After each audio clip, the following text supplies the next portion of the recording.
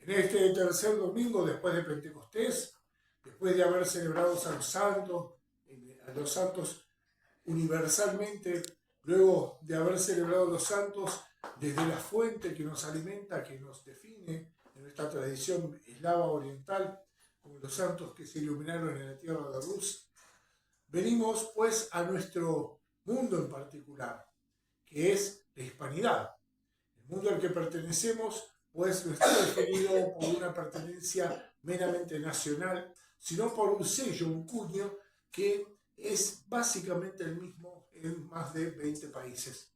Y es que el alma de nuestro ser está definido por la lengua española, por de alguna u otra manera también el mestizaje de esa estirpe que vino a nuestras tierras hace más de 500 años, que nos creó, pues como tales como lo que somos no existíamos antes de esa fecha, que nos ha formado con su fe, que es la Iglesia Católica Romana, de acuerdo al modo peculiar en el cual se cultivó en la península ibérica, con todas sus riquezas y particularidades, que a su vez se difundieron y generaron un nuevo mundo donde no fue, no fue escasa la consecución de esa revelación a la humanidad que es la Iglesia, sino de que el Señor adornó todo el mundo al que pertenecemos con grandes prodigios y milagros como los de la Virgen de Guadalupe,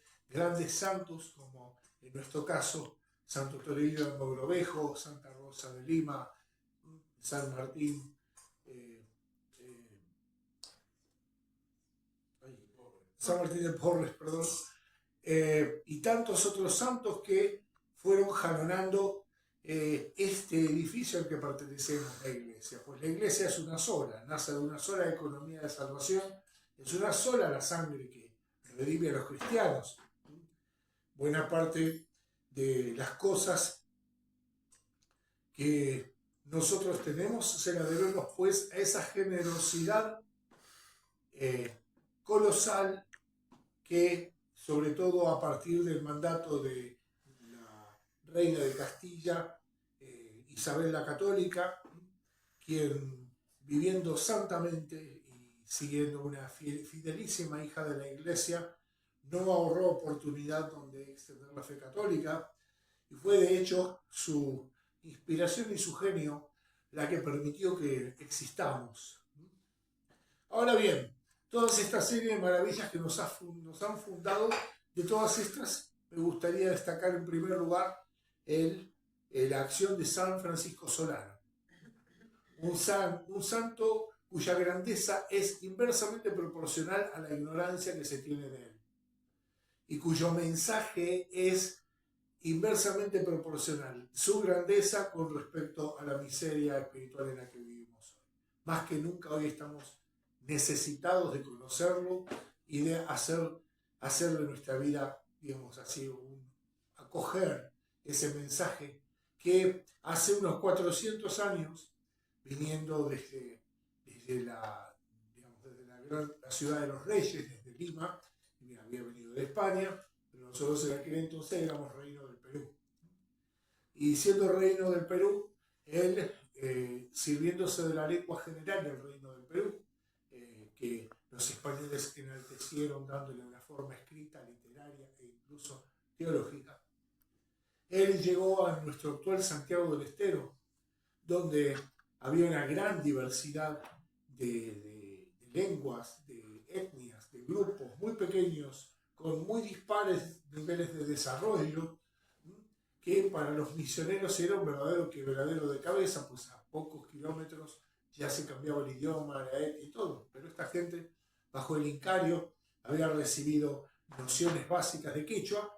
De esta manera, el santo, sirviéndose de la lengua general, tal como proponía la corona española, utilizó ese medio, la lengua del lugar, ya que el quechua está en nuestro como el castellano, aunque no lo usemos, y con su violín atrajo a los naturales de la zona, que fascinados por ese sonido que ejecutado con maestría y por la mano de un santo, fue seduciendo sus almas para que se entregaran al Evangelio, para que dejaran las antiguas supersticiones, para que dejaran las malas costumbres, para que aceptaran una palabra que venía a quitarle lo malo, pero para que lo bueno pudiera ser recibido debía haber una verdadera jardinería interior, un trabajo interior muy grande.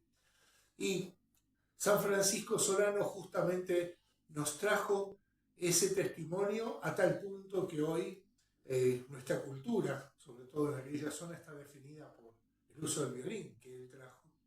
No solo eso, sino de que también mana una fuente milagrosa por medio de la cual Dios ha hecho en el nombre de este santo, de San Francisco Solano, innumerables milagros. Entonces, cuando vemos las cosas de la fe, una de las primeras cosas es ver la utilidad o la conveniencia para mejorar el presente, y el aquí y ahora, ¿no? Porque si no nos quedaríamos en una mera conmemoración o en, si se quiere, esta casi una nostalgia de glorias pasadas. Pero cuando estamos tratando de enfrentar el presente y de tomarlo en la manera en que Dios también nos lo propone, también el Señor nos sienta a reflexionar sobre qué es lo que nos está faltando, qué es lo que nos está sobrando. A mí particularmente me suscita la misma impresión que cuando una persona va al médico por una dolencia desconocida que lo mantiene siempre en ese estado de, de quebradura interior. O sea, esas saludes que nunca se arreglan, hasta que, bueno, le hacen un diagnóstico y dicen, mira, usted tiene una enfermedad autoinmune. ¿Qué es una enfermedad autoinmune? Bueno, es básicamente una enfermedad que consiste en que el cuerpo pierde, se desorienta de qué cosa forma parte de su cuerpo y debe conservar y qué cosa es ajena, es destructiva y debe batallarla. El cuerpo con una enfermedad autoinmune pierde, y podemos decir pierde su propia identidad, su noción de identidad, y comienza a autodestruirse. Y es así como yo creo que vivimos nosotros. Justamente los tributarios de esta cultura, en mayor o menor medida, con mayor éxito o con más fracaso, pero vivimos infectados de una serie de ideas y de costumbres autoinmunes. Nos causan un efecto de atontamiento en el cual ya no sabemos quiénes somos. Renegamos de nuestros orígenes, los desconocemos, adherimos a cualquier tergiversación que se haya hecho del pasado. Es como que no reconociéramos a nuestros padres, a nuestros hermanos, y nos sintiéramos, digamos así, hasta casi expulsados de ellos, sin que ellos hubieran hecho nada. En este estado de eyección, de dispersión, de autodestrucción, nos encontramos después de 200 años, en los cuales toda nuestra familia se separó de una manera más o menos artificial, de una manera más o menos intencionada o poco clara e intencionado. Nos hemos separado en parcialidades que tenemos en común el no reconocernos a nosotros mismos. Y el no poder asumir y sumar de una manera integral el aporte de otros.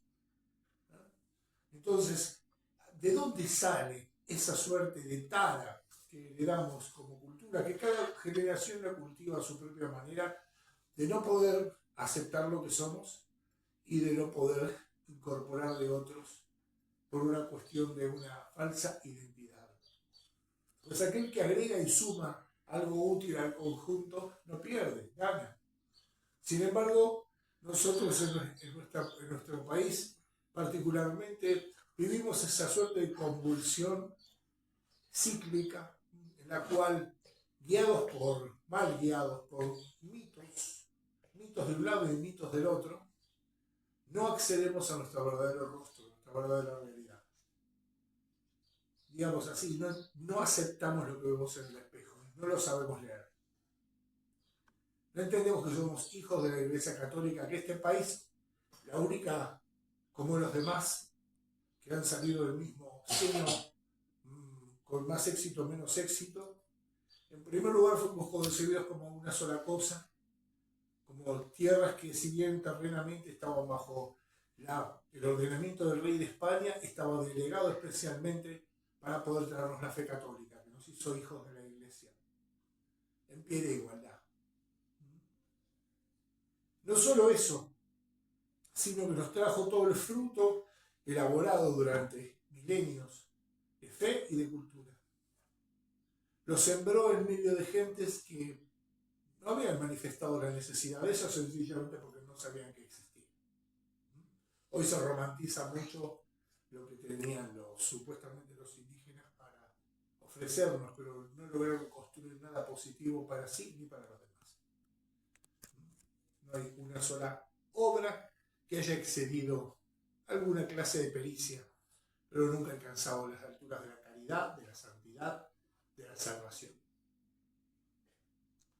Sin esa guía que hemos recibido como un regalo, estaríamos perdidos, como salvajes. Eso nos ha entroncado y ha dado inicio a nuestra historia, porque todo lo anterior se limita a ser prehistoria, por más que no les guste a alguno.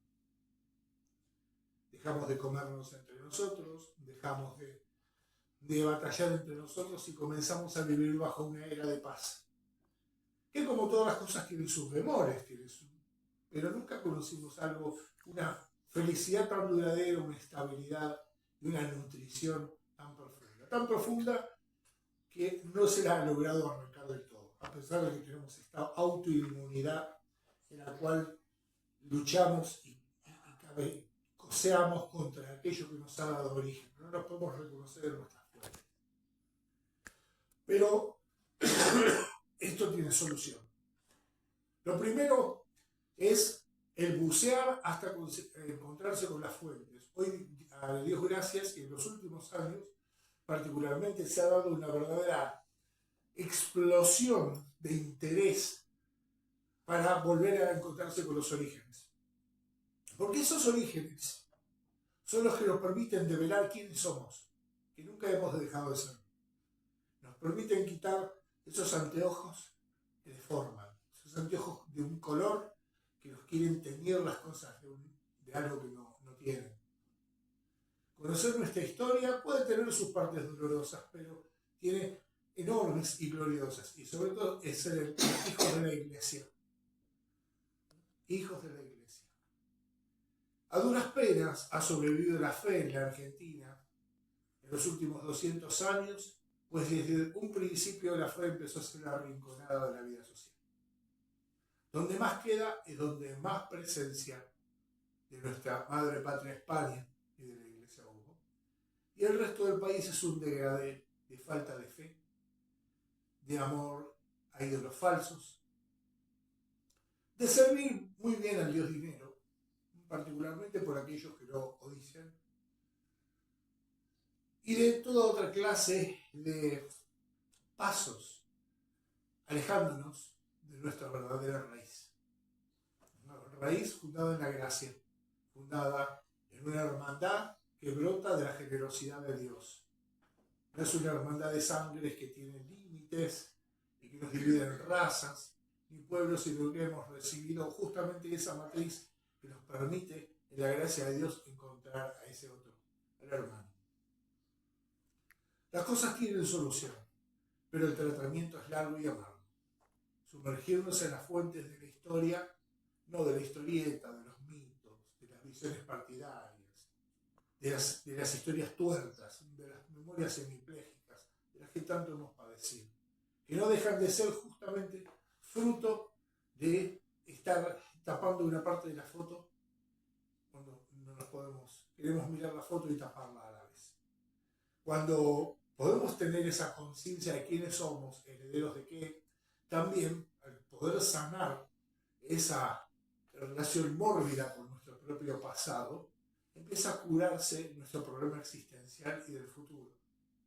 Pues quien puede sumergirse en el pasado tal como fue, puede acceder a una verdad alcanzable como nación, como sociedad, como pueblo, como cultura, como parte de un mundo mucho más grande, con las distintas formas de pertenencia, sin querer suprimir con una homogeneidad falsa la sana, la legítima variedad que tienen.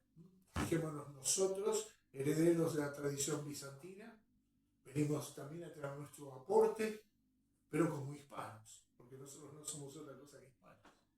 Así lo dice nuestra lengua, así lo dicen nuestras ideas, nuestros sentimientos. Todo lo demás que hemos recibido viene a sumar, pero no a reemplazar. Por eso, cuando vemos a San Francisco Solano, reconocemos en él al típico misionero que se hizo a la mar, en cascaritas de nuez que cruzaban con muchísimo cuidado el océano, que venían hasta el extremo del mundo para dar su vida por Dios. Venían a darla, a morir mártires, a darla por todo. Algunos de ellos estuvieron un tiempo, otros volvieron a España o a los lugares de donde venían, pero dejaron la semilla de la fe, plantaron la iglesia de Dios. Y esa herencia es la que nos define a partir de qué tenemos que construir. Si no conocemos nuestro pasado, no nos conocemos a nosotros mismos. Y podemos tal vez, equivocadamente, querer mutilarnos de algo que no es una intrusión, es un miembro, es una parte de nosotros mismos. Por eso la fe, pedimos a Dios que sea el núcleo que una nueva generación descubra, a partir del cual se puede construir. Verdaderamente se puede construir cuando sabemos quiénes somos, sabemos para lo que estamos y sabemos en quién confiamos. Que la Santísima Madre de Dios, Madre de nuestra bendita tierra argentina y americana y de toda la hispanidad, sea siempre nuestra valedora y la que nos guíe a Jesús